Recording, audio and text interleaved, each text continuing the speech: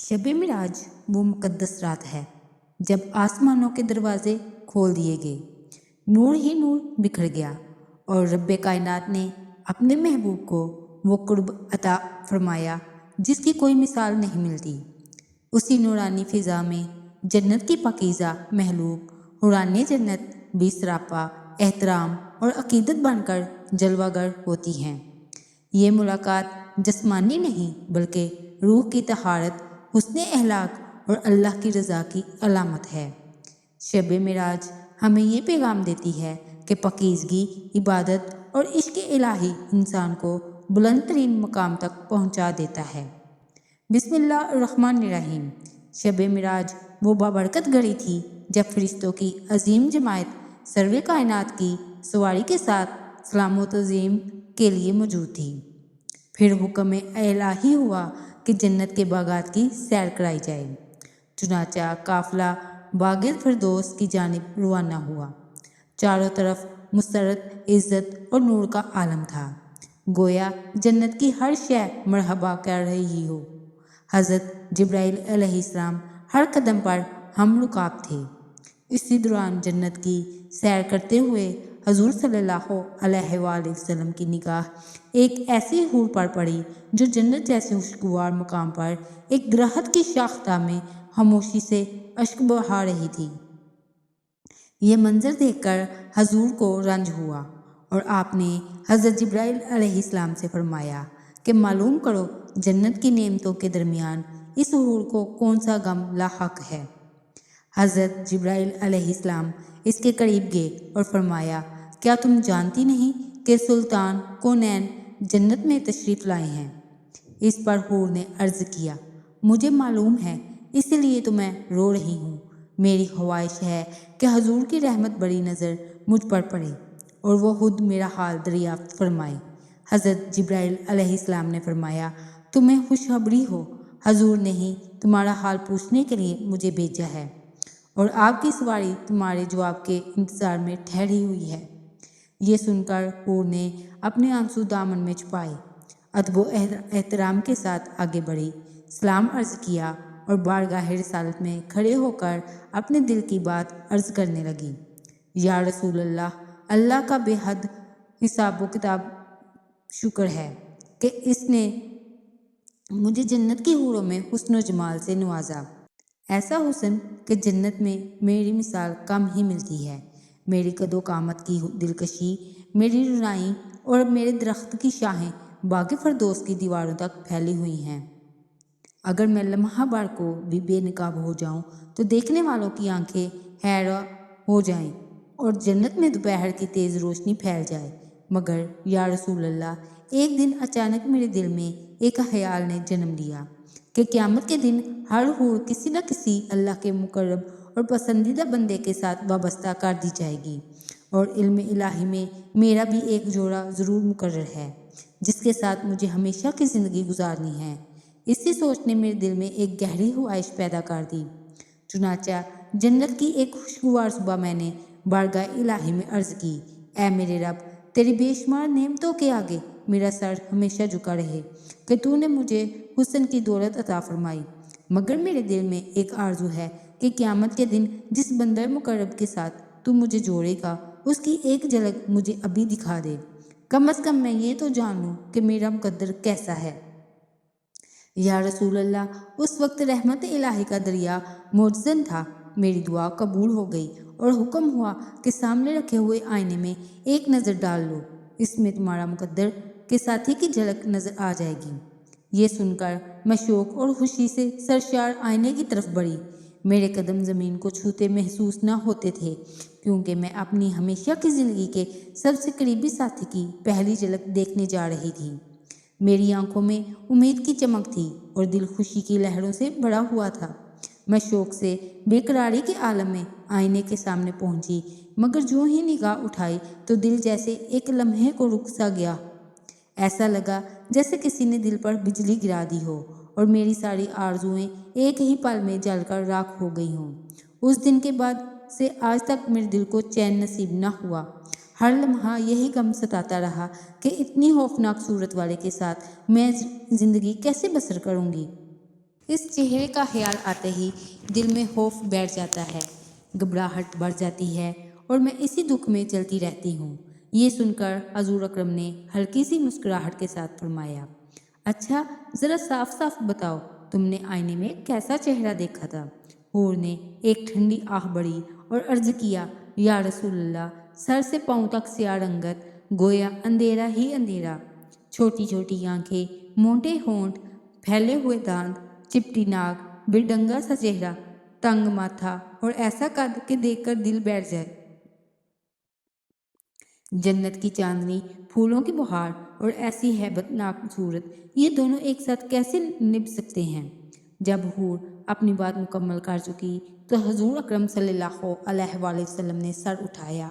آپ کی آنکھوں میں غیرت اور جلال جھلکنے لگا۔ آپ نے فرمایا، جس شکل کا تم ذکر کر رہی ہو وہ تو میرے پیارے بلال رضی اللہ تعالیٰ عنہ کی ہے۔ تم ایک سچے عاشق، وفادار مومن اور اللہ کے نایاب بندے کے بارے میں غم کر رہی ہو۔ کیا تم نہیں جانتی کہ میرا بلال محبت اور وفا کا جیتا جاگتا نمونہ ہے؟ میں نے اسے اپنی نگاہ میں جگہ دی، اپنی پناہ میں رکھا، اور سن لو، میرا بلال اللہ کی بارگاہ میں بہت بلند مرتبہ رکھتا ہے۔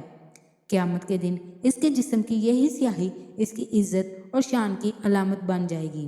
اللہ اسے ایسا مقام عطا فرمائے گا کہ ساری مخلوق حیران رہ جائے گی۔ وہ بلال جو عشق الہی کی آگ میں تپ کر سونے کی طرح کندن بن چکا ہے، جس نے اللہ اور اس کے رسول کی محبت میں دونوں جہانوں کی آسائشیں ٹھکرا دی ہوں، وہ جنت کے ظاہری حسن کو کیا اہمیت دے گا؟ اس لیے اپنے حسن پر غرور نہ کر۔ ممکن ہے جس دن تو نقاب اٹھا کر بلال کے سامنے آئے وہی تجھے پسند نہ کرے۔ حضور اکرم کا یہ فرمان سنتے ہی اس حور کے جذبات قابو میں نہ رہے۔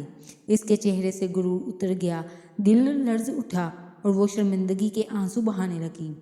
اس نے عرض کیا، یا رسول اللہ، میری خطا معاف فرما دیجئے، میرے دل سے غم کا بوجھ اتر گیا ہے۔ اب وہی سیاہ فام بلال مجھ سے سب سے زیادہ عزیز ہے۔ میں اپنی اس خوش نصیبی پر نازا ہوں کہ سلطان کونین کی نگاہ رحمت مجھ پر پڑی۔ اب مجھے سمجھ آ گیا کہ اصل خوبصورتی چہرے میں نہیں بلکہ دل کی پاکیزگی اور وفا میں ہوتی ہے۔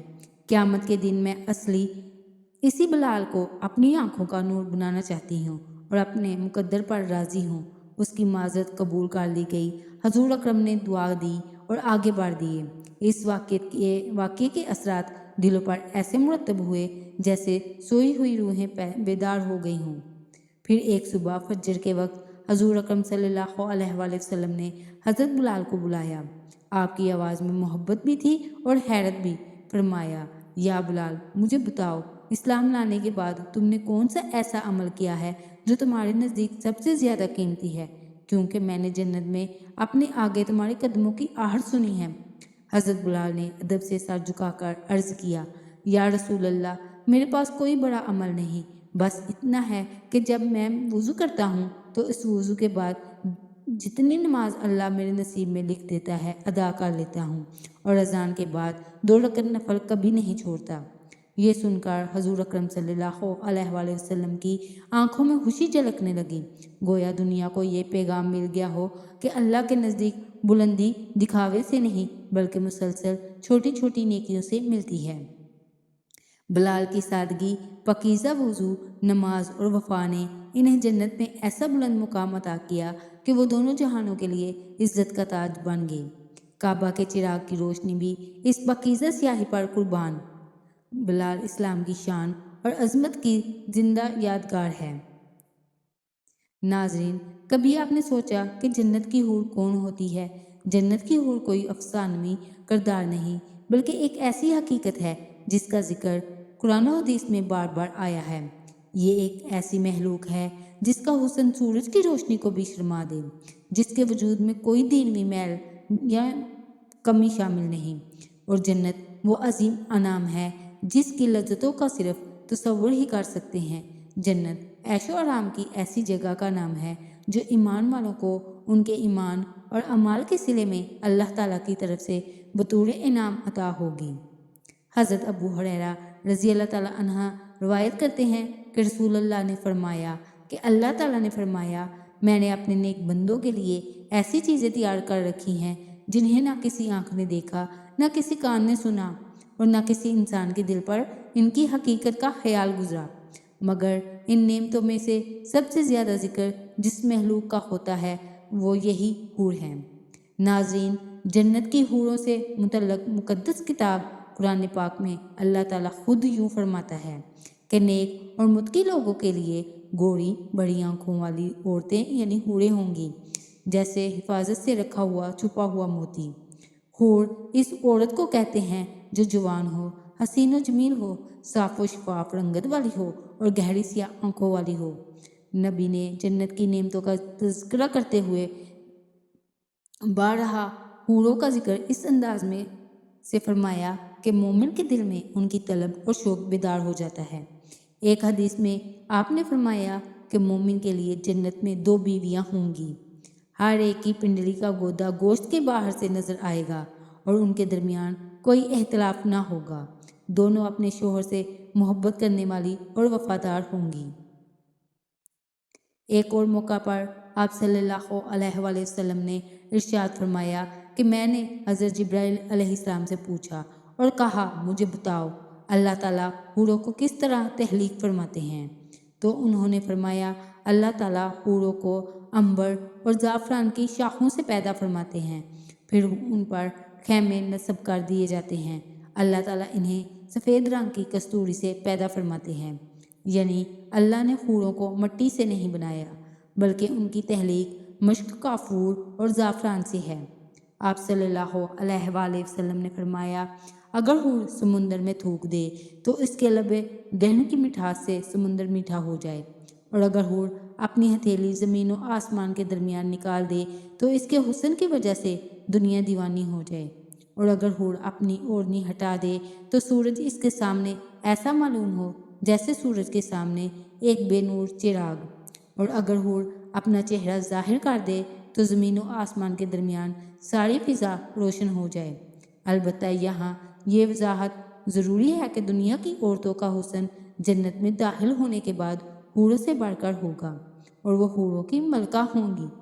یہ بات بھی ذہن میں رہے کہ آپ صلی اللہ علیہ وآلہ وسلم نے فرمایا جب کوئی عورت اپنے شوہر کو تکلیف پہنچاتی ہے تو جنت کی حوروں میں سے اس مرد کی بیوی حور کہتی ہے اللہ تجھے ہلاک کرے، اس شخص کو تکلیف نہ دے، یہ تو تیرے پاس مہمان ہے جو عن قریب تجھے چھوڑ کر ہمارے پاس آنے والا ہے۔